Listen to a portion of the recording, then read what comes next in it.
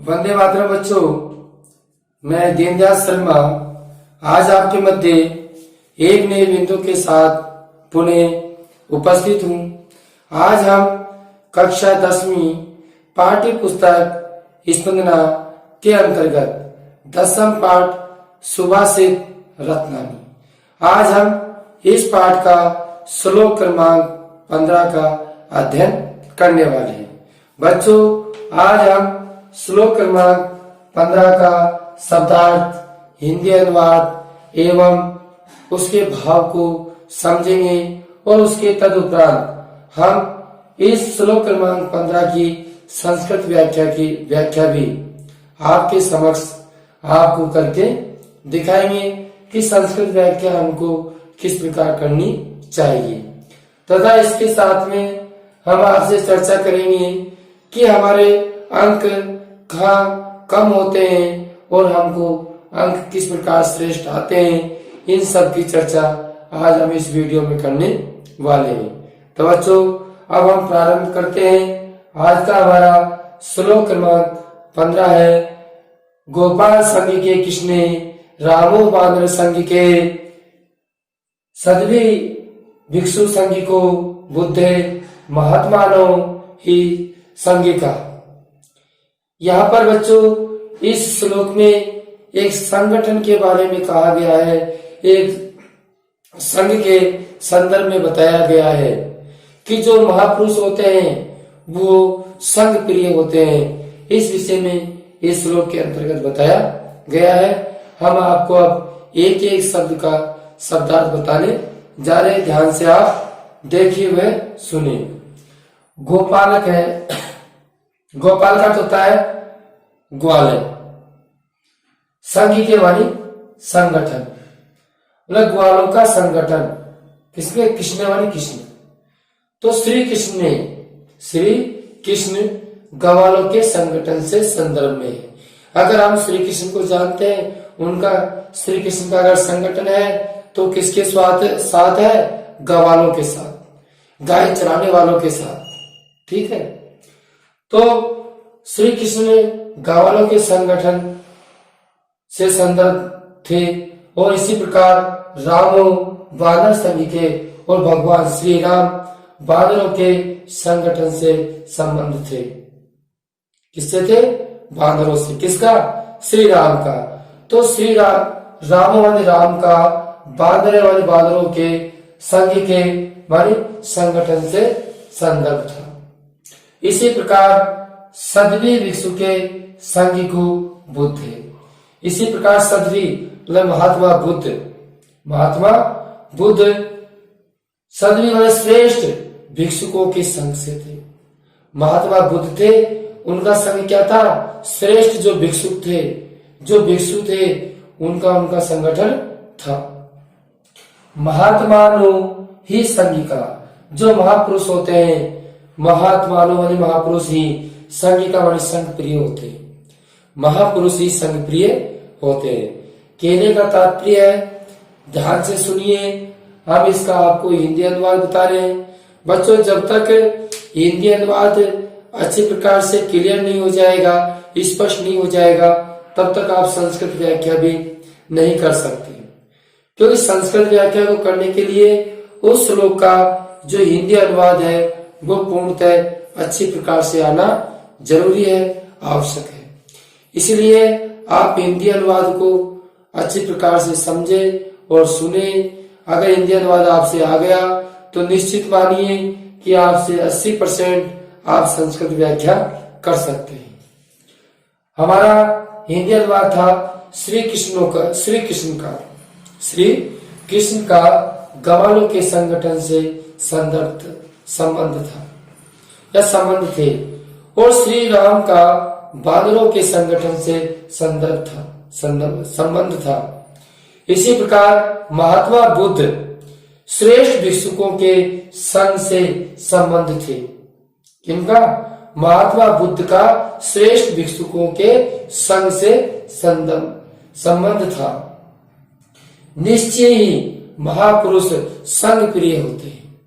निश्चय ही महापुरुष कैसे होते हैं? संघ प्रिय होते हैं। तो बच्चों, एक बार ध्यान से सुने कि श्री कृष्ण गवालों के संगठन से संबंध थे। किसका? श्री कृष्ण का। दूसरा है श्री राम बानरों के संगठन से संबंध थे। और तीसरा है महात्मा बुद्ध श्रेष्ठ भिक्षुकों के संग से संबंध थे। ठीक है, अब आगे की पंक्ति हमारी है कि निश्चय ही महापुरुष संग प्रिय होते हैं।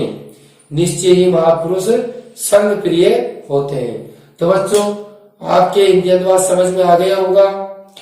निश्चित ही बहुत आसान एवं सरल है। आपको कुछ विशेष याद नहीं करना है। आपको ध्यान है श्री कृष्ण का किस संगठन से संबंध था, श्री राम का किस संगठन से संबंध था, महात्मा बुद्ध का किस संगठन से संबंध था। इन चीजों को याद करना है और निश्चय जो महापुरुष होते हैं वो संग प्रिय होते हैं। तो ये हमारा हिंदी अनुवाद हुआ। अब हिंदी अनुवाद के बाद चलते हैं हम संस्कृत व्याख्या की ओर। तो सप्रसंग संस्कृत व्याख्या, सप्रसंग संस्कृत व्याख्या। तो इसमें सबसे पहले हम लिखेंगे प्रसंग। क्या लिखेंगे बच्चों? प्रसंग लिखेंगे। अब प्रसंग में हमने आपसे कहा कि प्रसंग की जो एक पंक्ति है वो आपको मेरे पहले वीडियो से लेकर अब तक मैं कहता जा रहा हूं आपसे कि जो एक पंक्ति है उस पंक्ति को आप बिल्कुल याद कर लें। और जब आपको जिस श्लोक के विषय में आपको प्रसंग समझाना है उसका कुछ बिंदु लिखना पड़ता है, उसका महत्व को लिखना पड़ता है, जिससे कि आपका प्रसंग बिल्कुल क्लियर हो जाए और आपका समय भी बचे। तो ध्यान दीजिए, हम प्रसंग में लिखते हैं प्रस्तुत श्लोके अस्माकं पाठ्य पुस्तकस्य स्पंदनाया सुभाषित रत्नानि इति शीर्षक पाठात् उद्धरते। इतना तो आपको याद ही है। जब आपने इतने श्लोकों में पढ़ा तो निश्चित ही आपको इतना याद हो गया होगा। अब हमको अलग से क्या लिखना है? तो बच्चों, हम प्रत्येक श्लोक में अलग से जो लिखते हैं प्रसंग में वह है कि यह श्लोक किस संदर्भ में बताया गया है, किस महत्व में बताया गया, उसको लिखना है। तो हम इसमें लिखेंगे अस्मिन् श्लोके, इस श्लोक में विविध उदाहरण, विविध उदाहरण मतलब अनेक प्रकार के उदाहरण देकर के संगठन से महत्व वर्णितम, संगठन के महत्व का वर्णन किया गया है। अस्मिन् श्लोके विविध उदाहरणे संगठन से महत्व वर्णितम। अब बच्चों, यह आपको निश्चित याद हो जाएगा। इतना कठिन पंक्ति है नहीं। अगर आपको पहली पंक्ति आपने याद है तो निश्चित आप समझ गए कि श्लोक में मैंने आपसे पूर्व में भी कहा था कि अगर हिंदी अनुवाद आप समझ गए तो निश्चित ही संस्कृत व्याख्या समझते हुए तुरंत जाओगे। तो इसमें अपन को क्या लिखना है कि अस्मिन् श्लोके, इस श्लोक में विविध उदाहरणों से संगठन के महत्व का वर्णन किया गया है। अब बच्चों देखिए, हम ये प्रसंग हमारा संस्कृत व्याख्या का हुआ, लेकिन कभी कभी क्या होता है हिंदी अनुवाद में हम जैसे के वैसे ही हिंदी अनुवाद कर जाते हैं, लेकिन हमारे अंक नहीं आते, अंक कम आ जाते हैं। तो उसका कारण क्या है कि बच्चों, हमसे हिंदी अनुवाद ही पूछा गया, हमने हिंदी अनुवाद ही लिख दिया। उसके साथ में अगर हम प्रसंग भी लिख देते तो निश्चित ही हमारे जो अंक कटते थे वो अंक नहीं कम होते। अब प्रसंग में लिखना क्या है? जैसे आपने संस्कृत व्याख्या में संस्कृत में लिखा, उसको हिंदी में लिखना है। हिंदी में कैसे लिखोगे कि प्रस्तुत श्लोक हमारी पाठ्य पुस्तक स्पंदना सुभाषित रत्नानि इति शीर्षक पाठ से लिया गया है और इस श्लोक में विविध उदाहरणों के माध्यम से संगठन के महत्व का वर्णन किया गया है। इतना सा हमको प्रसंग में लिखना है। जब हमने याद कराई है तो लिखने में परेशानी क्या है? और आपको अगर हमको हिंदी में याद रहेगा प्रसंग तो निश्चित ही हम संस्कृत में आसानी से लिख सकते हैं। इसलिए हमको प्रसंग हिंदी में भी याद करना है और संस्कृत में भी याद करते हुए चलना है। अब चलते हैं अगला बिंदु हमारा संस्कृत व्याख्या की ओर। जब हम संस्कृत व्याख्या करते हैं तो उससे पूर्व थोड़ा हमारा प्रस्तुतिकरण सही होना चाहिए कि हम किस संदर्भ में आपको संस्कृत व्याख्या समझा रहे हैं, किस संदर्भ में आपको भाव प्रकट कर रहे हैं, वो चीज सब हमको लिखनी होती है।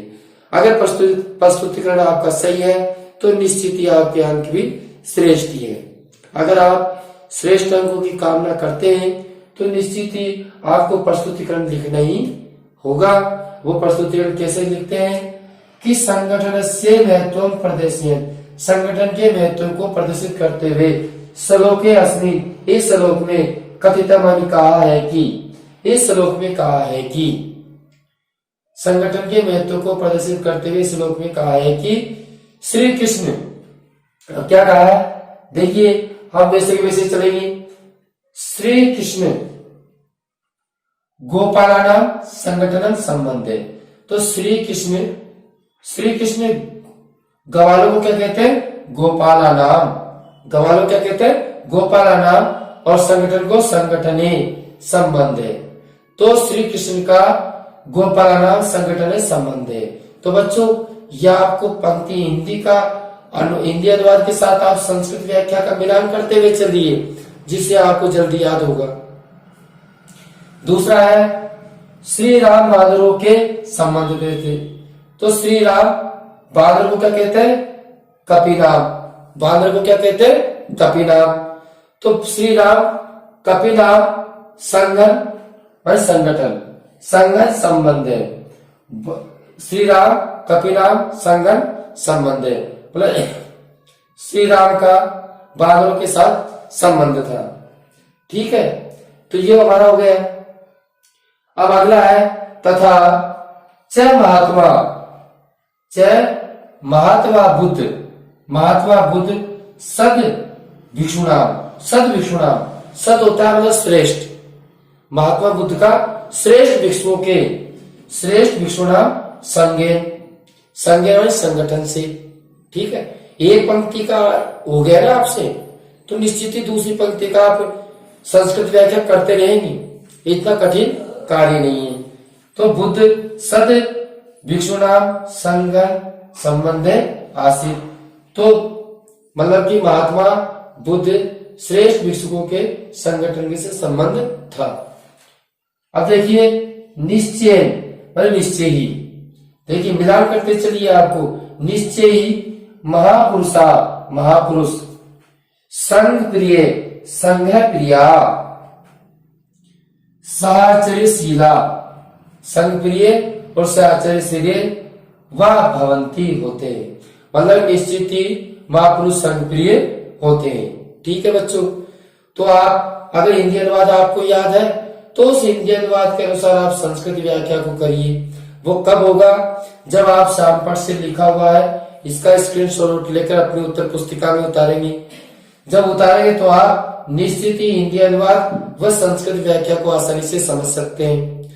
आपको किसी प्रकार की प्रॉब्लम नहीं आएगी। तो आप इस प्रकार कीजिए। अब आगे देखिए विशेष। अब विशेष में क्या है? देखो बच्चों, हमने जो ये पढ़ा है उसमें से जो हमें ज्ञान मिला है उसको हमको विशेष में प्रकट करना है। ठीक है, अब यहाँ प्रसंग के बाद में आपको यहाँ लिखना पड़ता है हिंदी अनुवाद, और हिंदी अनुवाद के बाद में यह संस्कृत व्याख्या। अब इसके बाद में हम यहाँ क्या लिखेंगे? विशेष। तो ध्यान दीजिए, मैं विशेष का जो हिंदी अर्थ बोलता हूँ वो आप हिंदी अनुवाद के साथ में करोगे, कर लोगे ना आप? ठीक है, तो इसी प्रकार विशेष में देखिए कैसे लिखेंगे। अत्र यह संगठन से महत्व, यहाँ पर संगठन के महत्व को सुस्पष्टम प्रथम स्पष्ट किया गया है। यह संगठन के महत्व को स्पष्ट किया गया है। तो देखिए अत्र संगठन से महत्व सुस्पष्टम प्रथम, मतलब यहाँ संगठन के महत्व को स्पष्ट किया गया है। मैं हिंदी अर्थ इसलिए बोल रहा हूँ क्योंकि आपको हिंदी अनुवाद के साथ में विशेष लिखना है, अगर आपको श्रेष्ठ अंकों की कामना करते हो तो। अगर आप चाहते हो कि हमारे बोर्ड परीक्षा में अच्छे अंक है, श्रेष्ठ अंक है, तो आपको उसमें भी विशेष लिखना पड़ेगा। संगठने एवं, संगठन में ही शक्ति होती, संगठन में ही शक्ति होती है, ये आप जानते हैं। संगठन में क्या होती है? शक्ति होती है। अल्पानाम अपि संगठन महत् कार्य करोति, मतलब छोटा सा संगठन भी बहुत बड़े कार्य को कर देता है। अगर संगठन छोटा हो या बड़ा हो उससे महत्व नहीं है, होना संगठन चाहिए। अगर छोटा संगठन भी है तो उससे भी हम बड़े से बड़े कार्य को आसानी से कर सकते हैं, इसलिए हमें संगठन में रहना चाहिए। सर्वे महापुरुषा, सभी महापुरुष राष्ट्र भक्ता संगठने बलेन बलपूर्वक। वह सभी महापुरुष राष्ट्रभक्ति के संगठन से बलेन बलपूर्वक ही स्व राष्ट्र रक्षण अपने राष्ट्र की रक्षा कृतवंत्यानि करते हैं। और जो सभी महापुरुष क्या करते हैं, सभी महापुरुष क्या करते हैं, जो राष्ट्रभक्त का संगठन है, सभी महापुरुष जो राष्ट्रभक्तों का संगठन है उसके माध्यम से अपने राष्ट्र की क्या करते हैं, रक्षा करते हैं। ठीक है बच्चों, तो इस प्रकार आज हमारा जो श्लोक क्रमांक 15 था वह 15 में बताया गया है कि जो संगठन छोटा हो या बड़ा हो, उस संगठन से हम बड़े से बड़े कार्य को भी हल कर सकते हैं और संगठन में ही शक्ति होती है। हमने ये पढ़ा, हमने आपको पढ़ा कि भगवान श्री कृष्ण का भी ग्वालों के साथ में संगठन था, श्री राम का बानरों के साथ में संगठन था और महात्मा बुद्ध का भिक्षुकों के साथ में संगठन था। निश्चय महापुरुष संगप्रिय होते हैं। आप एक बार स्क्रीनशॉट ले लीजिए और अपने उत्तर पुस्तिका में भी उतार लीजिए और इसको अच्छी प्रकार से समझें। अब बच्चों, अब हम आपसे अगले वीडियो में फिर मिलेंगे, लेकिन उससे पूर्व जिन्होंने अभी तक चैनल को सब्सक्राइब नहीं किया है तो वह चैनल को सब्सक्राइब कर ले और वीडियो को लाइक करें। जिन्होंने अधिक से अधिक वीडियो को शेयर करें जिससे कि सभी भैयाओं को इसका लाभ प्राप्त हो सके और सभी भैयाओं का जो अध्ययन कार्य है वो सुचारू रूप से प्रारंभ हो सके। बच्चों, अब हम आपसे अगले वीडियो में फिर मिलते हैं, तब तक के लिए धन्यवाद।